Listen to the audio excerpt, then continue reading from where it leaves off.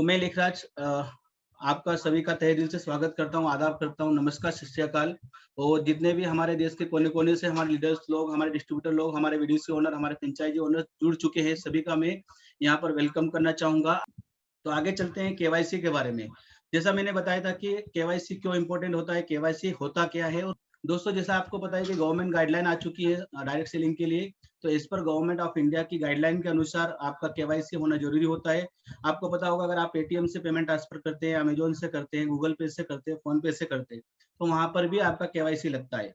मतलब केवाईसी आपका होना ज़रूरी होता है पेमेंट लेने के लिए, तो ये सारी चीज़ें यहाँ पर गवर्नमेंट की गाइडलाइन के अकॉर्डिंग हमें करना होता है।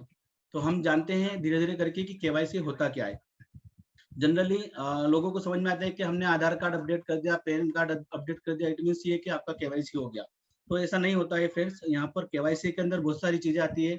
जैसे आपका नाम सही होना चाहिए, आपका मोबाइल नंबर सही तरीके से रजिस्ट्रेशन में होना चाहिए, कॉलिंग का भी और व्हाट्सएप का भी। उसके बाद में आपका डेट ऑफ बर्थ बिल्कुल करेक्ट होना चाहिए। कुछ भी पास आपका डेट ऑफ बर्थ नहीं होना चाहिए। जेंडर आप प्रॉपर तरीके से सिलेक्ट करेंगे, मेल है, फीमेल है, वो आपका होना चाहिए। देन उसके बाद में फोटो आपका पासपोर्ट साइज होना चाहिए। कुछ भी सेल्फी खींचकर या कार के साथ में या दोस्तों के साथ में उसको क्रॉप करके आप अपलोड कर दोगे, ऐसा नहीं होना चाहिए। प्रॉपर तरीके का होना चाहिए। आप एक बिजनेस में हैं और बिजनेस के अकॉर्डिंग ही आपका फोटो होना चाहिए। तो ये आपका बिल्कुल ध्यान देने योग्य बातें हैं ये। आपका एड्रेस प्रॉपर तरीके से होना चाहिए, जिसमें आपका एड्रेस, सिटी, गली, taluka, district, state, pin code ये सारा होना चाहिए। करंट एड्रेस भी, देन परमानेंट एड्रेस भी, दोनों भी आपको सॉफ्टवेयर में रजिस्ट्रेशन के टाइम पे फुलफिलमेंट करना रहता है। ईमेल आईडी आपका होना चाहिए, पैन कार्ड आपका होना जरूरी है, आधार कार्ड, बैंक डिटेल्स। जैसे कि बैंक डिटेल्स में क्या होता है कि बहुत सारे बैंकों के अभी मर्ज हो चुकी है, एक बैंक से दूसरे बैंक में मिल चुकी है, तो उनका जो आईएफएससी कोड होता है वो चेंज हो चुका है। तो आपको ध्यान रखना है कि जो सही आईएफएससी कोड है वही आपको देना, नहीं तो आपका पेमेंट यहाँ से हम लोग ट्रांसफर तो करेंगे, लेकिन फिर से 2-3 दिन के बाद में रिटर्न आ जाएगा। तो ऐसा भी नहीं होना चाहिए।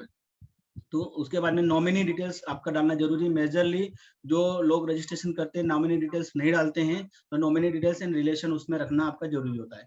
तो दोस्तों यहाँ पर टोटल 11 पॉइंट हमने यहाँ पर कवर किए हैं, और भी छोटे मोटे पॉइंट्स रहते हैं। इन सब पॉइंट्स को मिलाकर केवाईसी बनता है। मतलब केवाईसी में आधार कार्ड, पैन कार्ड अपलोड करना नहीं हो जाता है। सारे के सारे जो डॉक्यूमेंट्स है ये सारे सबमिट होना चाहिए, डिटेल्स इन्फॉर्मेशन फिलअप होना चाहिए, तब जाकर आपका केवाईसी होता है। तब जाकर आपका पे आउट जो बनता है मंथली, वो यहाँ से रिलीज किया जाता है। हमने कई सेशन में हमने ऑलरेडी आप लोगों को इन्फॉर्म किया है, टॉप लीडर्स मीटिंग में भी इन्फॉर्म किया है कि जो लोगों का 1 तारीख तक अगर केवाईसी अपलोड होगा, उसी का ही नेक्स्ट मंथ में अगले 1 तारीख को जिनका केवाईसी पूरा प्रॉपर तरीके से सबमिट होगा, हमारी तरफ से एक्सेप्ट किया जाएगा, उन्हीं का ही 7 तारीख को पे आउट रिलीज किया जाएगा। जिन लोगों का 1 तारीख के बाद में केवाईसी अपडेट होगा, उनका अगले महीने की 7 तारीख को पे आउट रिलीज किया जाएगा। ये बात हमने काफी सारी मीटिंग्स में बोला है, हमारे फाउंडर सीईओ सर ने बोला है, टॉप लीडर्स मीटिंग में बोला हुआ है। मैंने भी लास्ट टाइम में जो लकी ड्रॉ के साथ में सेशन लिया था, उसमें मैंने भी बोला हुआ है। तो इसमें कुछ बहस करने की बात नहीं है। अगर आपने 1 तारीख तक आपने केवाईसी अपडेट किया है, दैट मीन्स आपका पे आउट उसमें आ जाएगा।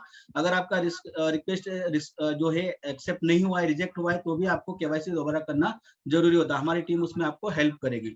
तो अभी जिन लोगों ने 1 तारीख तक केवाईसी अपडेट किया था, उनका पे आउट कल शाम को और आज में गया होगा, जा चुका है मतलब। लेकिन जिन लोगों ने केवाईसी अपडेट नहीं हुआ है, उनका अगले महीने की 7 तारीख को जाएगा। उसके लिए आपको फोन करने की जरूरत नहीं है, बस आपका केवाईसी जो है वो अपडेट आप करवाइए।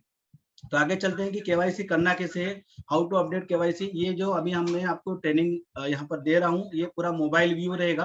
मतलब आप लोग जब मोबाइल से केवाईसी अपडेट करते हैं वेबसाइट पे जाके, तो वो प्रोसेस में यहाँ पर आपको बताने वाला हूँ। सबसे पहले आपको अपने गूगल में जाके vivamartcom का जो वेबसाइट है वो ओपन करना है। वो ओपन करने के बाद में, लेकिन आपको ध्यान रखना है कि जो जो भी इसमें डॉक्यूमेंट मैंने बताए, वो सभी का फोटो निकाल कर आपको रख लेना है पहले से ही, ताकि वो टाइम पर आपको अपलोड करना पड़ेगा। अगर आपने अपलोड एक भी फोटो नहीं किया, तो आपका केवाईसी रिजेक्ट हो जाएगा। उसके बाद में vivamartcom का जो हमारा वेबसाइट है वो ओपन करना है।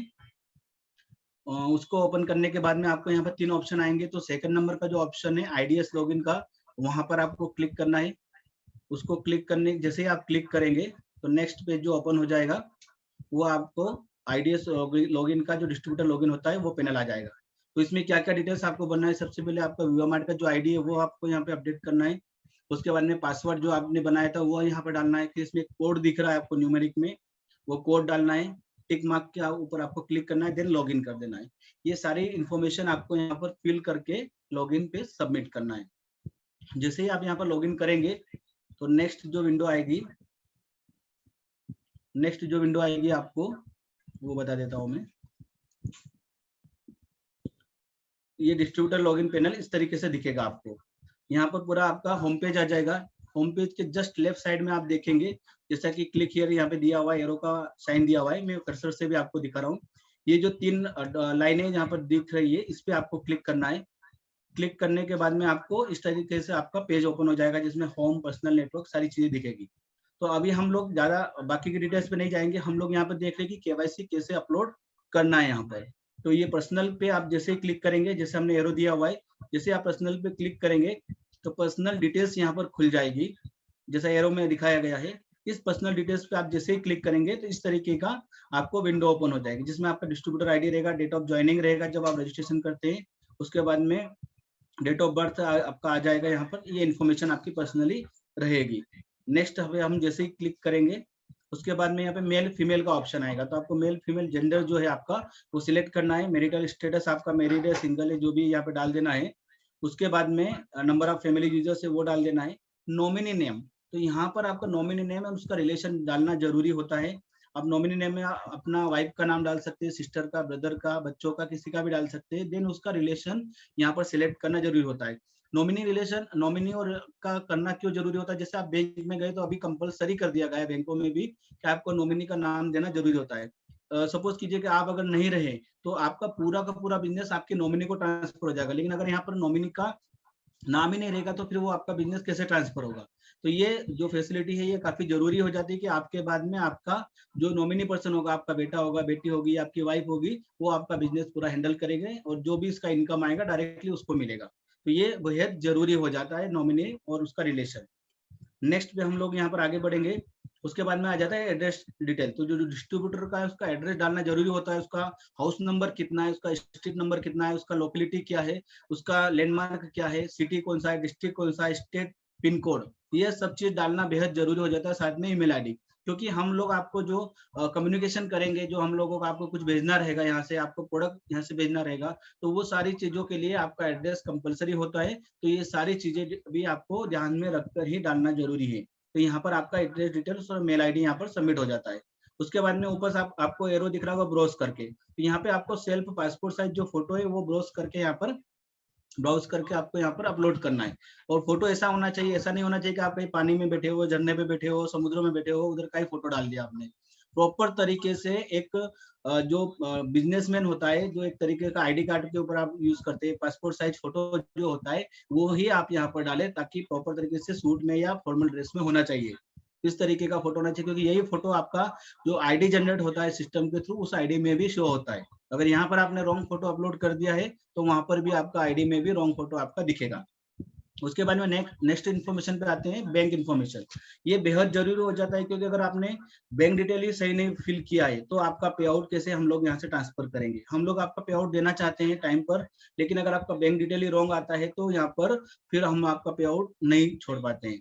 अभी बहुत सारा, जैसे मैंने स्टार्टिंग में बताया कि बहुत सारी बैंकों का मर्ज हुआ, जितने गवर्नमेंट बैंक है उनका एक दूसरे बैंक में मर्जीकरण हो चुका है, मर्ज हो चुका है। तो वहां पर आपको अपना जो आईएफएससी कोड है वो चेंज हो चुका है। पुरानी बैंक का अलग था, अभी नई बैंक का अलग हो जाएगा। तो आपकी पासबुक जो आप यहाँ पे एज ए प्रूफ में हमें देते हैं, या आपका कैंसिल चेक का फोटो आप भेजते हैं, अगर उसके ऊपर भी आईएफएससी कोड जो अगर चेंज किया वो नहीं रहेगा तो हम ओल्ड ही डाल देंगे और फिर वापस से आपका पे आउट डिक्लाइन हो जाएगा और वहां से बैंक से रिटर्न आ जाएगा। तो आपको प्रॉपर तरीके से बैंक अकाउंट नंबर, बैंक का नाम, ब्रांच का नाम, आईएफएससी कोड और आधार नंबर, ये टाइम पर आपको क्लियरली यहाँ पर मेंशन करना जरूरी है। साथ ही साथ इनके प्रूफ भी आपको यहाँ पर आईडी में अटैच करना जरूरी होता है। तो ये हो गई यहाँ पर बैंक डिटेल्स, बिल्कुल ध्यान से इसको आपको फिलअप करना है। उसके बाद में यहाँ पर जैसा कि नीचे दिखा गया है, ये कर्सर है यहाँ पर कि सेव पे क्लिक करना है आपको। जैसे आप सेव पर क्लिक करेंगे, आपका जो डिटेल्स है ये आपने फिल किया है ये यहाँ पर सेव हो जाएगा। उसके बाद में ये इतना हो गया हमारा डिटेल्स फिल करने का, जो कि टेक्स्ट में हमें फिल करना है। अब आ जाती है बारी केवाईसी डिटेल्स की। जैसा कि एरो में दिखाया गया है कि ये केवाईसी डिटेल्स है, इसके ऊपर आपको यहाँ पर क्लिक करना है। जैसे आप क्लिक करेंगे, जैसे आप इसको क्लिक करेंगे तो यहाँ पर आपके जो डॉक्यूमेंट्स हैं, जितने भी केवाईसी का डिटेल्स आपने फिल किया है उनके डॉक्यूमेंट्स यहाँ पर आपको अपलोड करना जरूरी है। तो उसका इन्फॉर्मेशन यहाँ पर आपको दिख रहा है। तो जैसे ही आपको बताया गया, जैसे स्क्रीन पर दिख रहा है कि फोटो का जो साइज है ये बहुत यहाँ पे मायने रखता है। कई बार आप फोटो अपलोड करना चाह रहे होंगे लेकिन वो फेल हो जाता है या सबमिट ही नहीं होता है या कोई एरर भी नहीं बताता है। तो आपका फोटो 200 केबी से ज्यादा का नहीं होना चाहिए, जेपीजी फॉर्मेट में होना चाहिए। अभी 200 केबी का क्या मैटर आता है, तो मैं इसका मसला आपको बता देता हूँ कि अगर आपने कोई भी फोटो का डायरेक्टली फोटो खींचा, जैसे आधार कार्ड का फोटो आपने निकाला, आपने पैन कार्ड का फोटो निकाला, तो वो जो आपने फोटो निकाले आपके मोबाइल के पिक्सल के ऊपर डिपेंड करेगा। वो 15 MB, 300 MB, 400 MB, इतना भी बड़ा बड़ा फोटो होता है, तो वो ये सिस्टम नहीं लेता है। आपको 200 के भी करना होता है। तो सिंपल सा मैं तरीका आपको बता देता हूँ। जो फोटो आपने निकाले वो आपके खुद के एक और नंबर अगर आपका होगा या फैमिली मेंबर के नंबर पे वो व्हाट्सअप कर दीजिए। जैसे ही आप कोई फाइल को व्हाट्सअप पर डालते हैं तो व्हाट्सअप का जो फीचर ऐसा है कि वो एमबी की फाइल को डायरेक्टली केबी में कन्वर्ट कर देता है। तो आपका जो फोटो का साइज है, जो डॉक्यूमेंट का साइज है, वो काफी कम हो जाता है, तो वो इजीली यहाँ पे अपलोड जाता है। दूसरा तरीका ये है कि अगर आपको व्हाट्सअप नहीं करना है तो कुछ ऑनलाइन जो टूल्स होते हैं, जो ऐप होते हैं, वहां से भी आप इनका साइज रिसाइज कर सकते हैं, लेकिन वो थोड़ा सा टिपिकल हो जाता है, बहुत सारे लोगों को नहीं आता है। इसलिए मैंने शॉर्टकट आपको बता दिया है कि आप सिंपल सा फोटो निकालिए, एक दूसरे को व्हाट्सअप कीजिए, वापस से व्हाट्सअप पे आपके इसमें लीजिए, डाउनलोड कीजिए, देन अपलोड कीजिए, तो 100% वो 200 केबी के कम की ही फाइल आपको मिलेगी। तो ये हो गया साइज कम करने का, कितना साइज होना चाहिए, कौन सा फॉर्मेट होना चाहिए। तो जेपीजी फॉर्मेट होना चाहिए और 200 केबी के अंदर में होना चाहिए। यहाँ पर जैसा कि देखा कि पैन कार्ड का लिखा है ऑप्शन, तो पैन कार्ड पे क्लिक करेंगे, ब्राउज करेंगे उसको, तो पैन कार्ड आपको अटैच कर देना है। फिर आधार कार्ड पे क्लिक करके आधार कार्ड का आपको अपलोड कर देना है। कैंसिल चेक या पासबुक का फोटो है वो अपलोड कर देना है। जैसे ही आप ये सब क्लिक करेंगे उसके बाद में यहाँ पर आपका जो फोटो है, जैसे फाइल्स पे आप क्लिक करेंगे तो इसी टाइप से आपको फाइल्स दिखेगी, जैसे ब्राउज करने के बाद में कैसे आता है। तो जितने भी ये फाइल्स है यहाँ पर आपके जो सेव में रहेगी या डाउनलोड में रहेगी वहां पर आपको दिखेगी। तो स्टेप बाय स्टेप आपको वहां पे क्लिक करके अपलोड कर देना है। ऐसा बिल्कुल नहीं होना चाहिए कि पैन कार्ड की जगह पे आधार कार्ड अपलोड कर दिया और आधार कार्ड की जगह पे पैन कार्ड अपलोड कर दिया। आपको बिल्कुल ध्यान रखना है, केवाईसी करते टाइम पर बिल्कुल सोच समझ कर ही आपको केवाईसी करना है। जिस टाइम पर आप केवाईसी अपलोड कर रहे हो प्रॉपर नेटवर्क होना चाहिए। अगर आपका नेटवर्क स्लो रहेगा तो भी फाइल अपलोड नहीं होगी और एरर आ जाएगा उसके अंदर। तो यहाँ पर अभी ये सारे डॉक्यूमेंट हमने जैसे ही है सिलेक्ट करके अपडेट कर दिए, उसके बाद में नीचे देखिएगा सेव का ऑप्शन आ रहा है। यहाँ पर सारे अपलोड करने के बाद में जैसे ही सेव का ऑप्शन आएगा आपको सेव कर देना है। उसके बाद में यहाँ पर आपको आएगा फाइल अपलोड सक्सेसफुली, ये लाइन ऊपर के रेड में आपको दिख रही है। इसका मतलब ये हुआ है कि आपका केवाईसी सिर्फ सबमिट हुआ है। यहाँ पर आपका केवाईसी डन हो गया, इसका मतलब नहीं है अभी, क्योंकि हमारी जो बैकएंड टीम है आपका रिक्वेस्ट जैसे ही यहाँ पे से सबमिट होता है, आपका रिक्वेस्ट हमारी बैकएंड टीम को आता है। और अगर उनको लगता है कि प्रॉपर इन्फॉर्मेशन जो आपने फिल करी थी आपका आईडी के अकॉर्डिंग, नाम के अकॉर्डिंग सारी प्रॉपर तरीके से है, तो ही वो फिर उस जो आपकी रिक्वेस्ट है उसको एक्सेप्ट करते हैं, अदरवाइज वो रिजेक्ट कर देते। आगे बढ़ते हैं। तो यहाँ पर आपको जैसे आप क्लिक करेंगे यहाँ पे व्यू करने का भी ऑप्शन आएगा। आप जैसे पैन कार्ड को व्यू करेंगे तो आप देख सकते हैं कि पैन कार्ड अपडेट हुआ है प्रॉपर या नहीं हुआ है। तो यहाँ पे व्यू करके भी आप ऑप्शन सिलेक्ट कर सकते हैं। नेक्स्ट ऑप्शन पे चलते हैं। अब समझ लीजिए कि आपने फाइल तो यहाँ पे सबमिट कर दी, आपने केवाईसी का डिटेल सबमिट कर दिए, लेकिन आपका फाइल अगर केवाईसी रिजेक्ट होता है, हमारी बैकएंड टीम अगर उसको रिजेक्ट करती है, तो आपको एक मैसेज आता है कि your KYC has been rejected due to, जो भी उसका रीजन रहेगा वो करके आपको मैसेज भी दिखेगा। और साथ ही साथ हमारी बैकएंड टीम से आपको कॉल भी आएगा कि आपका जो केवाईसी इस वजह से रिजेक्ट हुआ है, तो आपको दोबारा केवाईसी करना रहेगा। तो सारी चीजें आपको फिर से अपलोड करना पड़ेगी। तो बिल्कुल आप हमारी जो बैकएंड टीम है उसको कोऑपरेट कीजिएगा, उनका कॉल को रिसीव कीजिएगा। यहाँ पर जितने भी टॉप लीडर्स हैं उनको भी मैं बोलना चाहूंगा कि जब भी आप किसी नए बंदे को ज्वाइन करते हैं, नए डिस्ट्रीब्यूटर को ज्वाइन करते हैं, उसको क्लियरली आप बोलिएगा कि कंपनी की तरफ से वेलकम कॉल भी आएगा, केवाईसी के लिए भी कॉल आएगा, तो वो कॉल को रिसीव भी करे, आंसर भी करे और रिस्पॉन्स भी करे। अभी क्या हो गया कि फ्रॉड ज्यादा बढ़ गया, इसकी वजह से हर व्यक्ति डरता है कि कहीं मेरे साथ फ्रॉड तो नहीं हो जाए। तो आप कंपनी का जो नंबर है मैं आपको आखिरी में आपको देने वाला हूँ इस सेशन के बाद में, वो नंबर दोनों भी आप सेव करवा दीजिए आपके डिस्ट्रीब्यूटर को, ताकि हम उन्हीं दो नंबर से ही यहाँ से कॉल करते हैं। तो वो दोनों नंबर अगर सेव रहेंगे, उसी नंबर से कॉल आएगा, तो फ्रॉड का कुछ डर भी नहीं रहेगा। तो आप बोल के रखिएगा कि कंपनी की तरफ से टाइम टाइम पे ऑफर के बारे में मैसेज भी आएंगे, कॉल्स भी आएंगे, तो उनको आपको पहले से ही बोल के रखना है। तो दोस्तों आगे बढ़ते हैं। यहाँ पर केवाईसी रिजेक्ट का ये आपको मैसेज आ जाएगा। अगर आपका केवाईसी एक्सेप्टेड है तो आपकी स्क्रीन पर ऐसा दिखेगा। जब आप केवाईसी डिटेल्स में जाएंगे तो your KYC validation has done, ये मैसेज आपको दिखेगा। इसका मतलब ये है कि आपका केवाईसी प्रॉपर हो चुका है, फिर आपको टेंशन लेने की जरूरत नहीं है। और केवाईसी जो है वो एक ही बार का प्रोसेस होता है, वन टाइम ही उसको करना रहता है। तो यहाँ पर जो केवाईसी का प्रोसेस है वो लगभग कंप्लीट हो चुका है। इस टाइप का मैसेज भी हम लोग डालते रहते हैं कि जिन लोगों ने 1 तारीख तक अपना केवाईसी अपडेट किया है, उनका 7 तारीख को पे आउट रिलीज कर दिया जाता है। अगर उन्होंने 1 तारीख के बाद में केवाईसी अपलोड किया है, तो उनका जो पे आउट है वो नेक्स्ट मंथ में जाएगा। सभी सीनियर लीडर से मेरा फिर से रिक्वेस्ट रहेगा, अपनी टीम को आप अपडेट कीजिए और जितना हो सकता है आपके टीम में बताइए भी सही कि 1 तारीख के पहले-पहले ही आपको केवाईसी अपडेट करना, डन करना ज़रूरी होता है और एक्सेप्ट करवाना ज़रूरी होता है। तो ये इन्फॉर्मेशन हम टाइम पर आप लोगों को सेंड करते रहते हैं और जितने भी मेन लीडर्स हैं उनको तो पहले से ही पता है, तो उनकी टीम को बताना उनकी जिम्मेदारी बनती है, उनको इन्फॉर्मेशन देना चाहिए। अभी यहाँ शॉर्ट में बता देता हूँ कि अगर आपने केवाईसी नहीं किया तो क्या होगा। मान लीजिए आपने कॉन्टैक्ट डिटेल, मोबाइल नंबर और ईमेल आईडी गलत डाल दिया, तो हमारी तरफ से जो ऑफर्स वगैरह के मैसेजेस वगैरह आते हैं, जो आपको इंपॉर्टेंट इन्फॉर्मेशन आती है, वो आप मिस कर देंगे। अगर आपने पैन कार्ड आपका अपडेट नहीं किया तो एज पर गवर्नमेंट लॉ हम आपका पे आउट नहीं छोड़ सकते हैं। तो जहाँ पर आपका पे आउट आना चाहिए था वहाँ पे पैन नंबर के बिना नहीं आ पाएगा। आधार कार्ड एड्रेस का आपका जो एड्रेस प्रूफ है, अगर वो आपने रॉन्ग सबमिट किया तो क्या होगा कि आपको टाइम पर जो हमारी तरफ से कम्युनिकेशन होना है, जो आपको प्रोडक्ट पहुंचाना है, वो टाइम पर डिलीवरी नहीं मिल पाएगी।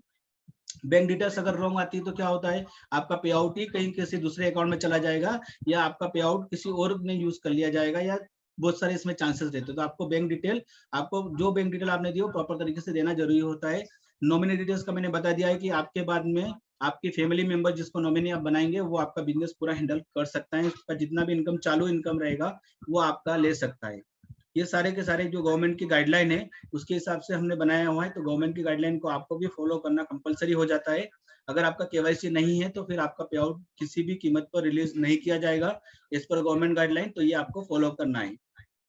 उसके साथ में कुछ चीजें हमने बैन की गई है जिसका आपको ध्यान रखना जरूरी है। टाइम पर हम बताते रहते हैं कि कंपनी की विदाउट परमिशन का आप कोई भी कंपनी का लोगो, ब्रांड या social media, electronic media, print media में यूज नहीं कर सकते हैं। अगर आपको कुछ इमेज बनाना है तो हमारे जो सोशल मीडिया पे हम लोग प्रमोट करते हैं वो इमेज आप प्रमोट कर सकते हैं बिना काट छाट के। लेकिन अगर आप कुछ इमेजेस बना रहे तो आप हमारे टीम्स के साथ में शेयर कीजिए ताकि हम उसका अप्रूवल करके आपको दे सके। तो बिना अप्रूवल के आपको कुछ भी यूज नहीं करना है। उसके बाद में कोई भी सोशल मीडिया पर विवा मार्ट के नाम से ऑफिशियल चैनल या ऐसा कोई भी फेसबुक, यूट्यूब या किसी भी सोशल मीडिया पे चैनल ओपन नहीं करेगा। अगर ऐसा पाया गया तो उसके खिलाफ कार्रवाई की जाएगी और टर्मिनेशन भी हो सकता है। तो आप अपने नाम से जो बनाना बनाइए, लेकिन कंपनी का नाम आप सोशल मीडिया पे यूज करके चैनल ओपन नहीं कर सकते। तो इस चीज का आपको ध्यान रखना है। उसके बाद में कोई भी हमारा डिस्ट्रीब्यूटर या franchisee owner e commerce portal पर अमेजोन, फ्लिपकार्ट या मीशो वगैरह पे प्रोडक्ट सेल नहीं कर सकता है। उसका भी आपको ध्यान रखना है। अगर ऐसा पाया गया तो उसके खिलाफ भी स्ट्रिक्ट एक्शन लिया जाएगा। तो ये कुछ प्रोहिबिटेड चीजें हैं, ये आप लोगों को ध्यान में रखना है। और दूसरी बात ये कि जो भी आपको टेस्टिमोनियल के रिजल्ट्स वगैरह आते हैं, वो उनके जो वीडियोस आप बनाते हैं, इमेजेस बनाते हैं, वो हमारे कस्टमर के नंबर पर तुरंत भेजिए ताकि हम उसको एडिटिंग करके हमारे सोशल मीडिया चैनल्स पे आपका प्रमोशन कर सके। साथ ही साथ हमारे फेसबुक, इंस्टाग्राम और व्हाट्सएप वगैरह पे सभी चैनल्स हैं, उसकी लिंक भी हम टाइम पर ग्रुप्स में प्रमोट करते रहते हैं। तो उसको लाइक कीजिए, फॉलो कीजिए और सब्सक्राइब करते रहिएगा। ये लास्ट में जैसे मैंने आपको बताया था कि कॉन्टैक्ट नंबर, ये 2 नंबर आप सेव कर लीजिए। एक हमारा कस्टमर केयर नंबर है 0202720199, ये हमारा कस्टमर केयर का नंबर है, कॉलिंग नंबर है। एक दूसरा हमारा व्हाट्सएप नंबर है 8530260666, ये हमारा व्हाट्सएप नंबर है। ये दोनों नंबर भी सेव कर लीजिए क्योंकि जो भी कॉल आते हैं इन्हीं नंबर से आते हैं। तो आपके जितने भी नए डिस्ट्रीब्यूटर है उनको ये नंबर दे दीजिए ताकि वो सेव कर ले, यहाँ से टाइम पर जो इन्फॉर्मेशन के लिए कॉल आता है वो अपडेशन उनको मिल सके।